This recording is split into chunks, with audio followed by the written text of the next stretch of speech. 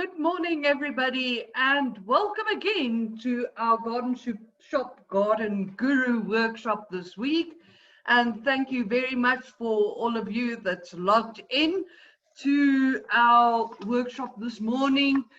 I see a lot of names that I'm quite familiar with, but maybe here and there somebody might have taken their kid's laptop, because I do see a few other names here too. So welcome to those of you who are here for the first time.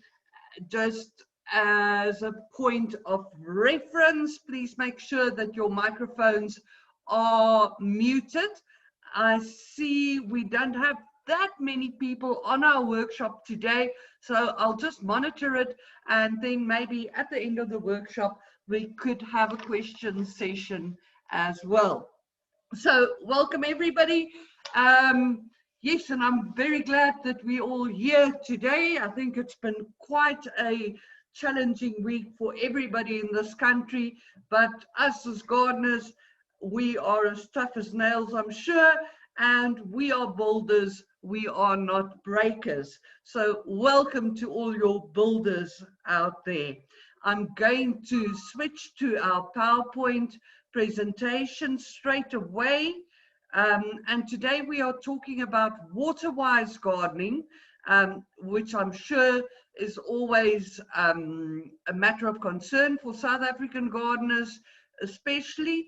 Let me just, I don't know what happened there. Let me just close this. There we go. And there we go. As I said, we're talking about water-wise gardening today. And it's definitely something that affects all of us. And that's our PowerPoint slide up there. I hope you can all see it. So why do you want to make your garden water-wise? Well, as I said, we live in a country where water resources are limited, and the threat of water restrictions are always present. And it's therefore not surprising that it's a concern for many South Africans to actually conserve water, and especially to reduce their water use in their garden. And the conservation of water, I think, has always been a priority in this country. Now, you must remember, every drop counts. The most critical element of preventing water wastage is understanding the value of water. Water is extremely valuable for life on Earth. It's central. It's the central catalyst for socioeconomic development. Without water, there's basically no life, as water has absolutely no substitute. It is therefore critical that we all understand the value of water, and that we realize that every drop counts. There's a sort of story that I've heard years ago, but it always sort of sticks in the back of my mind, and that is about a businessman that when he was walking on the street, he would pick up a 1 cent or a 2 cent, and I think in those days we even still had half cents. And somebody asked the businessman, why do you do that? You've got a lot of money, you've got a business. And he said, well, I've got to, if I can't save a half cent or a cent, then how am I to save a lot of money? So that is why it's so important that every drop of water must be treated as a very valuable resource. Now, you could say, well, why then do we even bother to garden? Because gardens use water. But gardening is very, very important for the conservation of water, because first of all, it reduces soil erosion, where water would then just run off and go to waste into the ocean. Through gardening, we're also creating sustainable ecosystems. We're producing food through gardening. we are reducing CO2 levels in the atmosphere, and then lastly, it's aesthetically pleasing and it makes us happy altogether to look out over a nice garden. Now, plants are filters. They help to reduce the concentrations of nutrients, of heavy metals, pathogens, and other pollutants from stormwater runoff. If you have the right plants in the right place, that would improve the soil conditions, and you could group them together regarding to their water requirements. As I said, plants also help to reduce erosion, because instead of soil just running off, the roots of the plants and even the foliage are preventing the water from just sweeping away all the valuable topsoil. It reduces runoff. Trees can capture up to 50% of rainfall. Therefore, parking lots planted with trees reduce water runoff to about 17% compared to those that's not planted with trees. What's more is the sun would burn down on open parking lots, and if it then rains, the water runs off or either evaporates on the hot surface of the tar or the paving. Now, plants are also great flood fighters because it sort of diverts the streams of the water. It can't just run off in one major stream like on hard surfaces, for instance, paving, rooftops, etc., etc. And then plants also have a cooling effect on the soil, reducing water evaporation in that case. Now, how can I make my garden water wise? And there is sort of a few pointers that we can follow in order to make your garden more water wise, to use the water that's available to you more effectively. Now, first of all, and I think I've spoken about this many a times, is know your soil and improve your soil, because that is the building blocks of your garden. A healthy soil is a healthy garden. Mulching, which also comes back to improving your soil, but also mulching helps to prevent evaporation from the soil. Then hard landscaping is also a way to reduce water usage in your garden if it's done in a clever way. Reduce your big lawn surfaces, especially lawns that are very water hungry, like your all seasons evergreens and your shade over tuft grasses. Group plants with the same water requirements together so that you can know which areas in your garden needs more water and which areas needs less watering.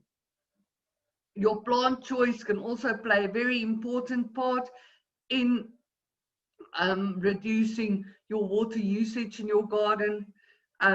Effective water practice, watering practice, very important, and we're going to get to that.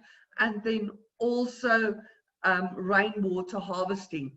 Now, if you look at the slide on the left-hand side, 1/3, the sort of module of thirds in terms of landscaping for water-wise gardening, and 1/3 of your garden should be drought-tolerant turf grass, like kikuyu, for instance. 1/3 should be indigenous and adapted planting beds, and 1/3 could be hard landscaping, but we are going to get to all of those things. So again, I'm getting back to the soil thing, and yeah, again, I can't stress how important it is that you've got good soil and that you look after your soil, that you look after the foundation of your garden. A healthy soil has a very high water retention with high organic content, because the organic content in the soil literally acts like a sponge, and it keeps the water in the soil, while it at the same time allows air around the roots of the plant. The richer the soil is in humus, the better the soil is at absorbing and retaining water. In other words, the more sponginess, organic material you've got in your soil, the better the soil will absorb the water and the less runoff you will have. And as we all know, runoff usually removes the top layer of very healthy soil, if that is allowed. The presence of soil-borne creatures such as earthworms indicates a healthy, fertile soil. The more earthworms you have in your garden, the better. They recycle the organic matter in the soil, and in doing so develop fertile soil because they release nitrogen into the soil. And by moving through the soil, they also enhance aeration and drainage. Now, I think we've spoken about this before, and I'm just going to quickly touch on this. We mostly get three types of soil. The one is your sandy soil, the one is loam soil, and the other one is clay soil. Now, sandy soil has very little nutrients in it. It's got very little organic material in it. In other words, it doesn't have the sponge effect like with soils where there's a lot of organic material into it, and thus the nutrient content of sandy soils are very low. Now, if you are living in an area where you've got very sandy soil, my suggestion would be to add as much organic material like compost to your soil in order to try and improve your soil. Then on the other hand, we get clay soil, which can actually hold a lot of water for a long time. But the problem is it's very difficult for clay soil to actually sort of release that water to the plant.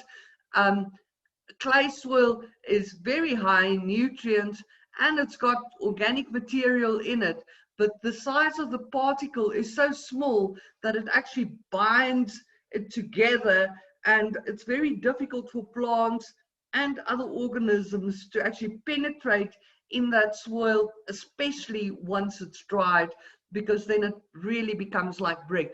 Now, the best soil by far is loamy soil, which is a sort of a mixture between the two with a high organic content. And loamy soil can retain a lot of moisture because it's got organic material in it, and it also is looser, so it makes it easier for plants and organisms to then penetrate in the soil. Now, luckily, I think mostly on the Highveld, we have sort of a loamy soil, or more or less a loamy soil. People like myself living next to the river might have a bit more of a clayey soil, but if you add enough organic material to that soil, the clay soil in those areas should be adequate as well. Now, another way to improve or reduce water usage in your garden is by mulching. And this is another thing that I can't stop stressing, how important it is for you to actually mulch your garden. Mulching is the practice where you cover the soil with organic material to reduce water evaporation mostly, but it can also be done by a hard landscaping material like pebbles, for instance. It's not as effective for your soil health as just pure organic material, but it will also to some extent help. So the reason why we mulch is, first of all, to reduce water evaporation. Now, if you look at the picture there on your left hand side. With a mulch layer, what happens is once your rainwater falls, the sun comes out, it gets hot, the water in the soil starts evaporating, it then condenses against the mulch layer on top, and 80% of that water actually, or 90% of that water actually goes back into the soil, where you only have 10% of that rainwater that then evaporates. Now, on the other hand, if you don't have a mulch layer over your soil, most of that water from the rain will actually eventually evaporate into thin air, literally, up to 80% of that rainwater. So you can see that with a mulching, you really sort of keep that water in the soil, preventing it, as I say, to just disappear into thin air. Now, the mulch layer inhibits weed germination because there's no sunlight getting to the weed seeds, so those seeds can't germinate and they just lie dormant and eventually die. Now, the other thing about a mulch layer is that it's really, really good for your organisms in your soil, your beneficial organisms like earthworms, other insects, and even your microorganisms that live in your soil. Now, providing them with all the food that they need, etc., they can do the work that they need to do in your soil. Now, if you mulch your garden, it's ideal to actually do it at least about 8 centimeters thick. You can use any organic material from compost to straw to leaves, anything that you can get. Just do remember, never work that undecomposed material into the soil, because then you are going to take nitrogen out of the soil instead of improving the nitrogen content of the soil. You can also use chipped stone and pebbles. They are also effective. Obviously, they don't have the benefits for the organisms that live in the soil, like your earthworms, etc., etc., because it's not a source of food for them, but it will still reduce your water evaporation in your soil. Now, hard landscaping is another way of making your garden water wise. And if I say hard landscaping, I don't mean pave out your whole garden, because again, that's not a very water wise thing, because you just get a lot of runoff water. But hard surface landscaping such as pebbles and pavers can reduce areas that need water in the garden, while at the same time lend an aesthetic pleasing component to your garden and your garden design. Avoid solid hard landscaping like solid paved areas where possible. This will cause unnecessary runoff, as I said, when it rains. Pebbles and flagstones can be used effectively when combined with green landscaping, like in the pictures below. And crushed stone and pebbles will also prevent the runoff and erosion of the soil. Now, the next way to actually sort of be a bit more water wise is to actually try and reduce your lawn surfaces.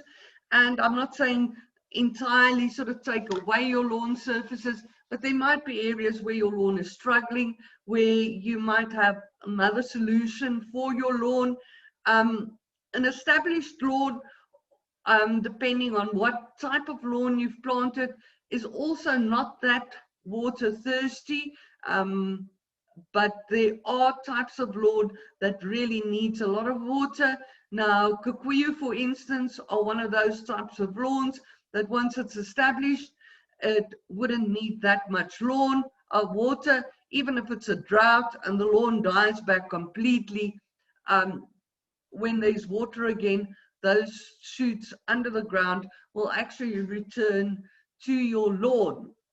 But then there are other types of lawn, like your all seasons evergreen, your shade overs. Those are all tufted grasses.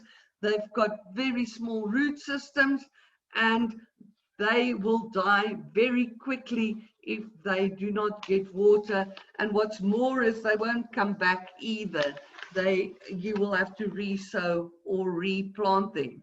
So replace part of your water guzzling lawn with outdoor living and dining rooms. There's lots of modern building materials that's on the market where you can actually sort of make little patios that can even fit into very small spaces. You can also cover areas with water-wise ground covers, of which we've got quite a bit in South Africa, indigenous ones. I'm thinking of the actinias and the Carpobrotus, the sour figs. People often like to plant those type of ground covers on their pavements, for instance, where they don't spend that much time. And you can also create interesting patterns by combining these ground covers with, say, hard landscaping, and reduce the amount of water needed to keep your lawn green and lush. Now, the next point on my list is to group plants with the same water requirements together. And I think we all sort of know that. So you're not going to plant your arum lilies, for instance, next to succulent kalanchoe, because the water requirements of those two plants are like entirely different. The one is a succulent, it needs very little water, whereas something like an arum lily needs a lot of water because it's actually naturally a wetlands plant. So a good idea is to actually zone your garden, and you zone your garden in 1-drop, 2-drop, and 3-drop zones. 3-drop zones would be the types of plants that's going to need a lot of water. 2-drop zones, plants with a medium water requirement, and then your 1-drop zone is plants that can get along with very little gardening, not gardening, watering. So grouping those plants together, you can sort of water effectively when you are watering, because say for instance your 3-drop zone plants, those would need, let's say in summer, watering 2 or 3 times a week, where maybe your 1-drop plants could get along with watering maybe once a month, for that matter. So group those plants together so that you don't have to water your entire garden all the time. You must remember, if you are watering, say for instance, a 1-drop plant too much, that puts the plant under stress because it actually can't deal with that much water. It's designed to actually deal with little water, and you'll get rot and other problems in your garden. So just to recap, group plants with the same water requirements together, put them in hydro zones. In other words, your 1-drop, 2-drop, 3-drop zones. And this avoids overwatering by letting you meet each zone's specific needs. Now, your choice of plants is also very important when you are considering to make your garden more effective in terms of its water usage. And first of all, you would need to consider your climate when selecting your plants to be utilized in your garden, because you might be living in a frost-free area, or you might be living in a frost area, so that's going to be the first requirement. You also need to know how hot it gets, how cold it gets, how much water is your annual rainfall, for instance, and all of those things are going to sort of play a role when you actually make your choice with plants. Now, plants are miracle things, and they've adapted to survive on a lot of plants have actually adapted to survive on very, very little water. And they've got several methods in doing this. Some plants have little hairs on their leaves that prevents evaporation. Some plants have very small needle-like leaves, again, that reduces evaporation surfaces, and it also reduces the sun sort of beating down on the leaves. Some plants like your Apiesdoorn has leaves that closes at night. Some plants, the leaves are actually sort of covered with a waxy layer, again preventing the plant from losing too much moisture through evaporation during hot periods of the year. Grey foliage also helps with the reduction of water loss in the plants. Some plants have a lighter, whiter underside of the leaves. Some plants have very few leaves in order to reduce water loss. I'm thinking of things like your Halfmeensboom, for instance. They have very little leaves just right at the top, and most of the plant actually consists out of basically the trunk and then the thorns, which in actual fact is also leaves that's been adapted to the dry conditions in which the plant live. These plants usually have very strong internal structures, like sort of pockets where the water is stored, like literally like reservoirs, as in your succulents. And very often they have very strong, deep root systems as well. Now, effective watering practice is also important when you want to make your garden water-wise. And it is probably the most important aspect to consider when you are actually then wanting to reduce the water use in your garden, is to actually remember when to water and how to water. We've already said it's good to plant plants with the same water requirements together, and then in summer, water early in the morning before the sun gets too hot and before there's too much evaporation.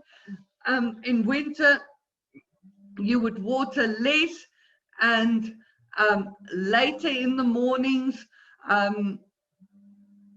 because you don't want that water to actually sort of freeze on your plants. And then to me, this is the most important thing, because this to me is part of plant psychology. Water deep and less frequently rather than shallow frequent watering.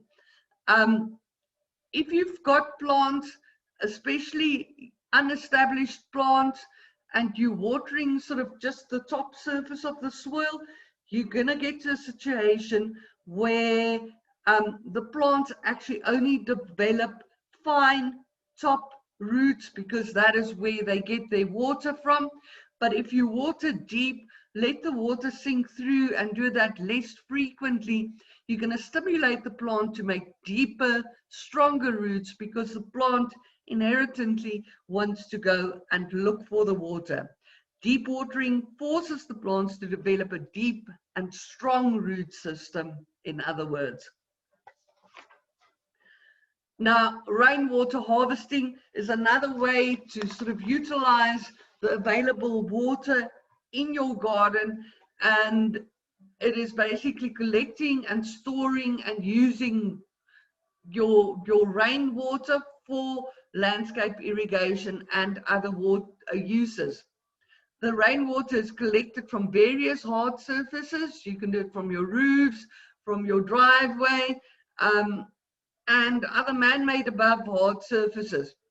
For a dry climate such as we have here, rainwater harvesting can make a really, really big impact on your garden, because unlike tap water, rainwater is very rich in nutrients, especially nitrogen, and especially here in Gauteng, where we get a nice lot of thunder and lightning that actually sort of binds the nitrogen in the water. Um, Now, rainwater mostly is quite pure as well. It doesn't have any chemicals in it, and it doesn't harm the bacteria and the other organism that makes your soil healthy. In fact, it would rather sort of stimulate them to be healthier and to make your soil a better foundation for your plants. So, a while back, we did a little bit of a sort of water-wise garden here at our Broadacres branch, and I am just going to share that video with you, along with Elton and Bethel that was helping me. So here goes. Hi, I'm Sue from Garden Shop, and today we are going to show you how to do a water-wise garden. Now, here to assist me, as usual, is Bethel and Elton. Thank you guys for coming to help us here. And we've got this section here in the nursery, which is really a troublesome area because everybody is forever forgetting to water it. So we've selected some plants that will go into this area, and we are going to plant them accordingly. And then we also have our two water features here, which is, as you can see, very water-wise water features. They have no surface area where the water is going to evaporate, so this is going to form the focal part of our garden.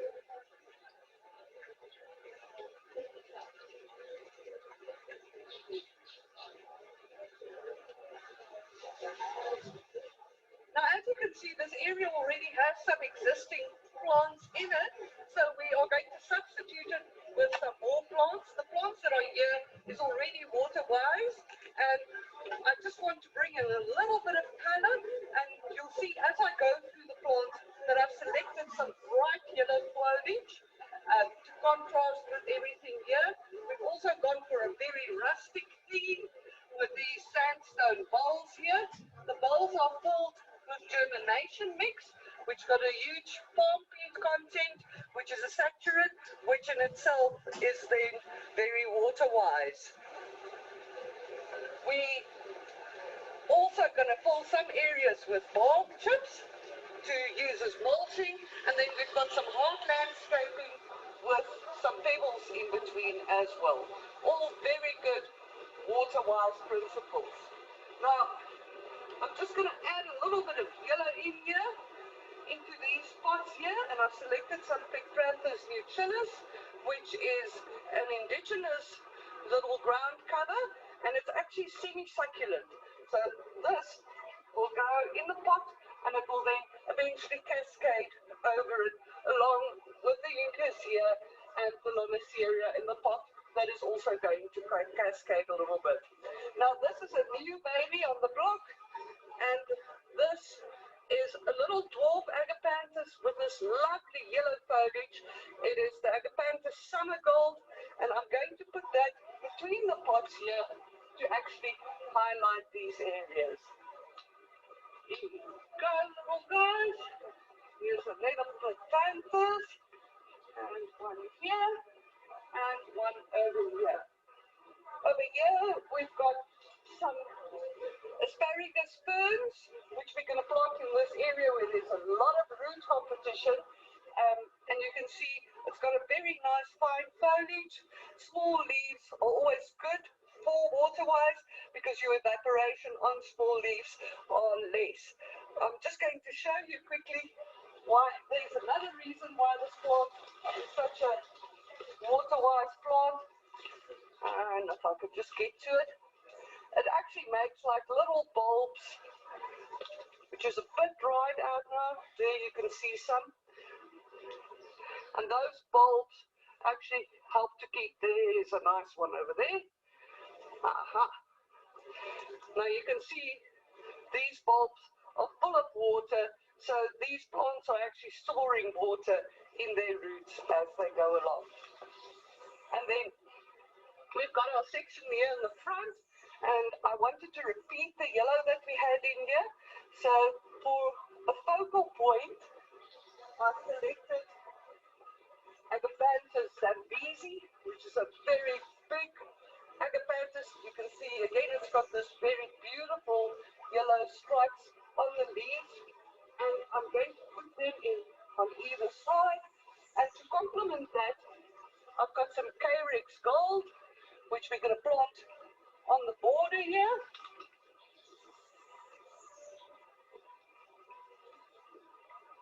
And again, we're bringing out that bright light from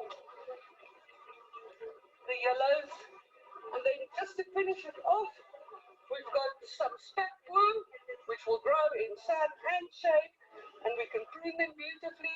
A succulent, and they will just grow and grow, and you can even eat them or drink them if you're very thirsty. So we're going to put them in here towards our water feature. They will obviously grow a bit bigger, so then we can prune them to size. And then on the other side here, we're basically going to repeat the picture once we start planting. So what we've got here, we're going to do on this side here, and then right on this side, I've got some Euphorbia fire sticks, which we're going to put in here. It's going to give us some height, and in winter, it would give us these nice yellow colored stems. And then last of all, just for some repetition, I've got another Agapanthus zambezi, which we're going to plant in here. We're ready to plant, and just to make sure that our plants grow very well, we're going to plant all these plants in the same way. We're going to add a lot of organic material in terms of compost. So we're going to mix that with our soil after we've dug our holes, and then we're also going to put a little bit of 315 in to make sure that the roots of the plants establish well. It is important that roots of plants are well established in order to sustain the plant in terms of water-wise. We've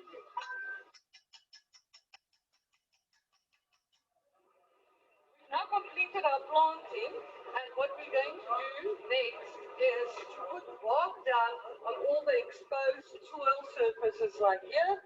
The bark will act as a mulch that will reduce moisture loss out of the soil, because the water actually condenses against the bark and falls back into the soil. And then the other areas here that we've hard landscape, we're going to fill up with pebbles in these areas here. So Bethel, if you want to take the bark here, and Alton, if you can do us some pebbles, let's get going. Well, my team here has done a fantastic job. They have filled all the open spaces of soil with bark, which is going to be acting as our mulch. And then the other hardscape areas we've covered up with pebbles, and everything is looking nice and bright. And all we need now is some water, which I'm going to do now. And you must remember, a lot of these plants are newly planted plants, so we need to water it thoroughly and deep. It is far better to water deep and less frequently than what it is to water little bits every day. So rather once a week, do a thorough watering, and all these plants should be able to withstand it. The other thing is too that in terms of your watering, remember some of these plants are new plants, and at the moment, until such time that they're established, they might need a bit more water, and then it's far more effective to water by hand than having sprinklers that is all over the place and wasting water in places where it's not needed. So that is us for today. Alton and Bethel, thank you very much for helping me. And I'm Sue, I'm your garden guru from Garden Shop, and you can follow us on our website, gardenshop.co.za, where all our videos and all our workshops are posted. Thank you very much for joining us.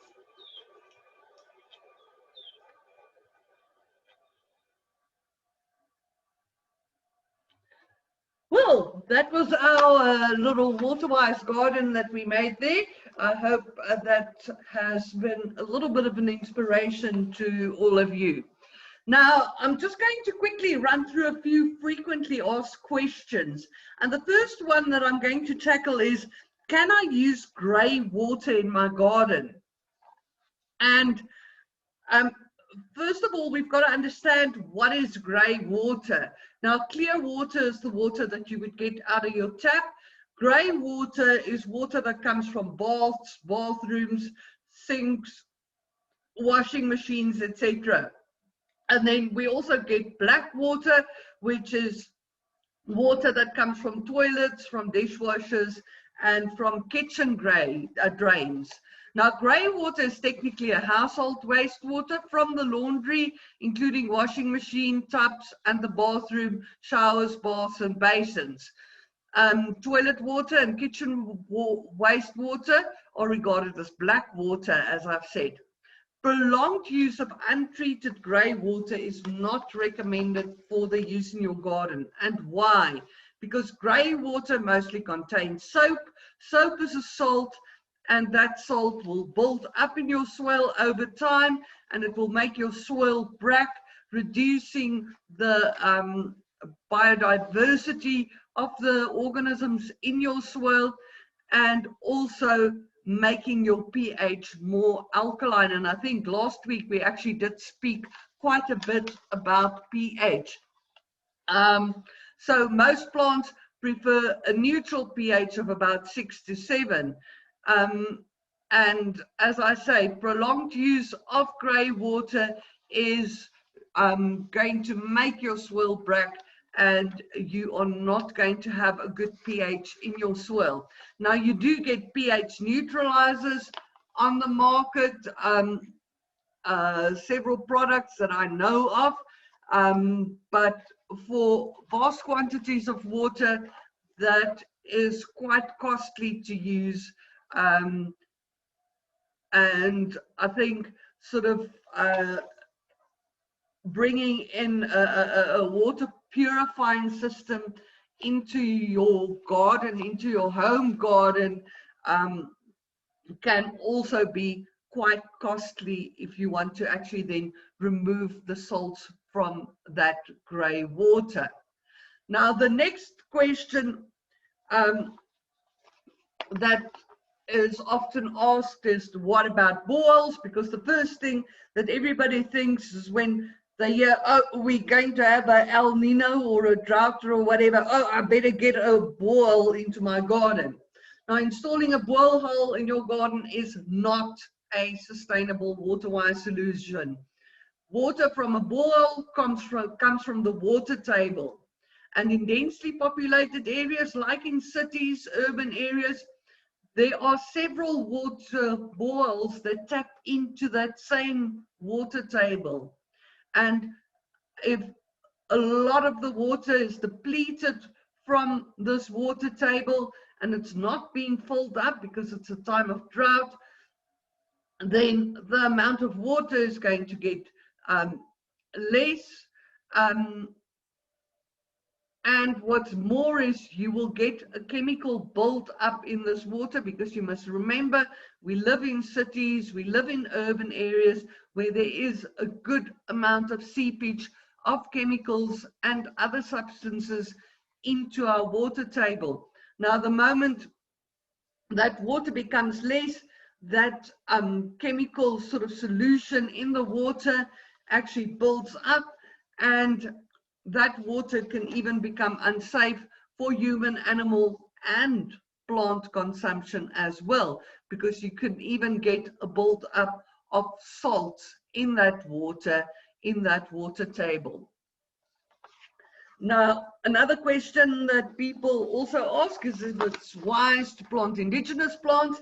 And yes, as a rule, it is a good idea, depending on the plant itself, because you must remember, not all indigenous plants are water-wise, but because we live in a country where there's a huge part of the country that's actually quite arid, a lot of the plants that naturally grow in our country are actually well adapted to deal with dry and hot conditions. However, that does not entail that all indigenous plants are water-wise. As I've said, some plants like arum lilies, for instance, are natural wetlands area plants, so they need quite a bit more of water. It is also worth looking at ornamental plants that comes from other parts of the world that also has the same sort of water needs. And here I especially think of places like Australia, which has got a very similar climate to ours in places, and places like Mexico, for instance. And you could find that you would get quite a lot of plants, exotic plants, in other words, from those areas that will be equally water-wise and equally beneficial to the environment. I'm thinking of the little Erigeron daisy, for instance, Erigeron carvinskianus, and it is not called Mexican daisy for nothing, because that little plant, that little fine-leaved, delicate flowered plant actually comes from Mexico, where it's basically semi-desert like here, and those plants just do fantastically well in our gardens, and they really are very water wise. So go around, go and look at different plants. Don't sort of walk into your garden with closed eyes or blindfolded. Explore the different things, and we did speak a little bit about what type of things plants do in order to make them more water wise. So look out for plants with those characteristics, and they probably would be more water wise than other plants. So this is the time that you've been waiting for, I'm sure, and it's our competition time. Now I wonder what I did. Oh, just lastly, some food for thought on our water-wise gardening. By following basic tips, these basic tips that we've discussed, you can really save a lot of water over time in your garden, and you can contribute to saving the environment. And all of this you can do without breaking the bank, or you don't have to destroy the theme of your garden or wasting your time. You will also encourage soil-friendly insects as well as other wildlife, resulting in a natural biodiverse landscape right on your doorstep. Be a responsible garden and use our water safely. So as I say, it is competition time, and I now wonder, I'm just going to quickly go out of here because I don't know what happened to, there is our meeting controls. Let me just resume the slideshow here. I'm not going to resume it. I'm going to go through the whole lot again. We are going to get to the competition page, don't worry. I don't know why you don't see the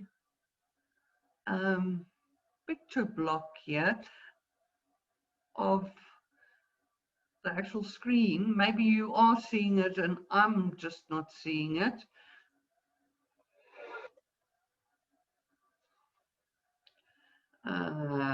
Okay, we're nearly there.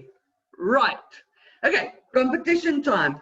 And I don't know, Nomalisa, I don't know if they can see you or not, but maybe you can just move in a little bit closer because I don't think they can see you at all there. Nomalisa is standing in for Doris. Doris, who is still at home, but she's recovering well, I believe. And I'm sure next week Doris is going to be back with us, hey Nomalisa? We are missing her though. We really are. So last week we were talking about acid-loving plants, and we had our Effecto acid-loving hamper, which unfortunately hasn't been delivered to me yet. because Effector has actually sort of put all the trucks on hold, but they did promise me that they will send it as soon as possible. So we've got the Effector Asset Loving hamper for you that we're going to do the draw for now. You've got to mix it very well, Nomalisa. You're mixing it well. Okay. Okay, now are you going to do you've got to draw a lucky one there for us. Okay, let's see. Are you closing your eyes? Okay, let's see. Who do we have here today? And I've got like a new person here actually. Stan Seagal. Stan, you won our Effector hamper for this week. I'll be in touch with you to get your details and to see how we can get your hamper to you as soon as possible. So congratulations, Stan, and thank you very much, Nomalisa. But don't despair, we've got another competition coming up. Effector is even sponsoring our water-wise competition for us today. And they've even got some stock absorb crystals in there, which you can use in your pots.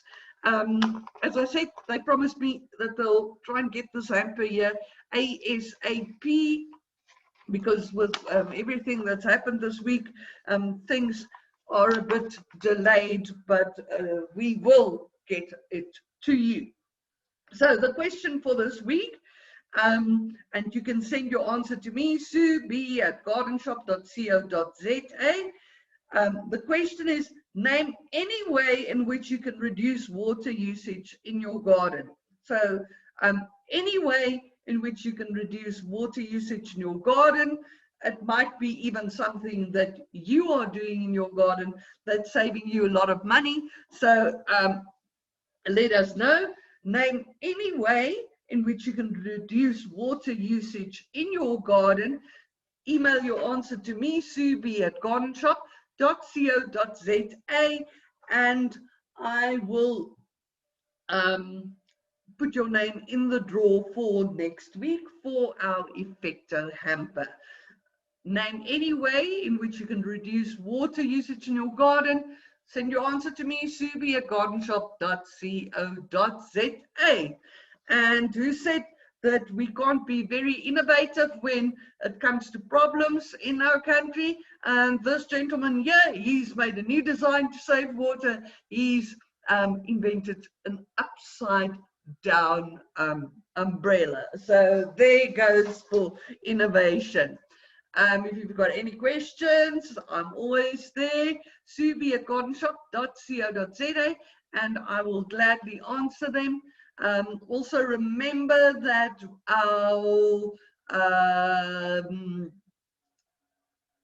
fruit tree and fruit tree pruning workshop that was going to be held at our Bryanston branch has been migrated to an online workshop. I think it's 2 Saturdays. No, it's not this coming Saturday, the next Saturday.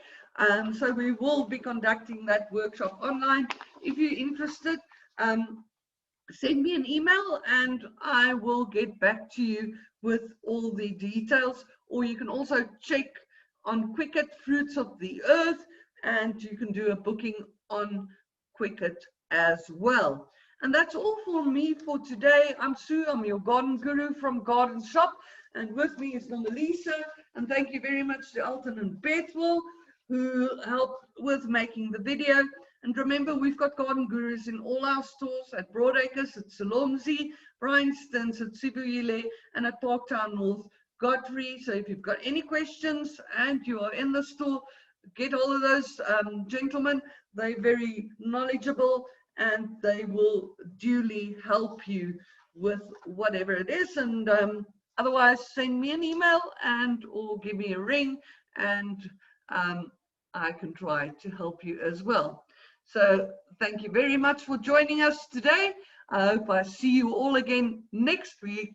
Please stay safe and keep calm and keep gardening. Thank you.